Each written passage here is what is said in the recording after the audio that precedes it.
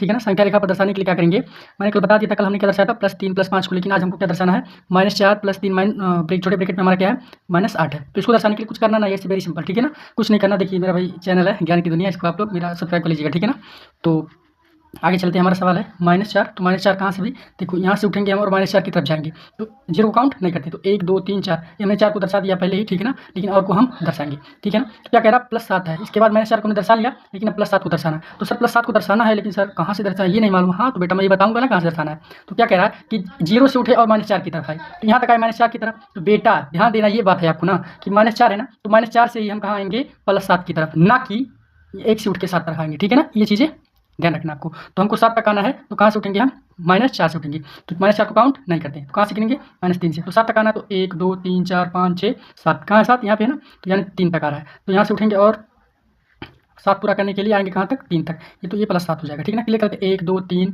4 5 6 7, देखिए यहाँ तक आ गया ना, यहाँ +7 है, तो एरो लगा लेंगे ऋणात्मक के विपरीत, तो हमारा हो जाएगा +7 तक। हो गया क्लियर ये चीज़ें। अब क्या कह रहा है -8 को दर्शाना है, तो -8 को दर्शाने के लिए ना देखिए ऋणात्मक इधर है, तो -8 ऋण में है, तो क्या करेंगे प्लस तो इधर है अभी, तो इधर तो दर्शा नहीं सकते सर, तो इधर जाना पड़ेगा। हाँ बेटा इधर जाना पड़ेगा आपको, तो कहाँ से उठेंगे बेटा, जहाँ पहुँचे वहीं से फिर रिटर्न हो जाते हैं, यानी -8 की तरफ जाना, तो 3 को छोड़ के कहाँ से उठेंगे, गिनेंगे 2 से, तो यहाँ से गिनेंगे 8 तक गिनेंगे, 1 2 3 4 5 6 7 8, कहाँ गया हमारा -5 पे, तो कहाँ से उठेंगे यहाँ से उठेंगे और कहाँ तक जाएंगे -5 की तरफ। ठीक है ना, क्या करेंगे -5 की तरफ जाएंगे, तो हमारा -5 की तरफ जाएंगे, तो -5 यहाँ लिख लेते हैं और धनात्मक के विपरीत हम अपना एरो लगा लेते हैं। ठीक है ना, एरो लगा लेते हैं, कोई दिक्कत नहीं होगा।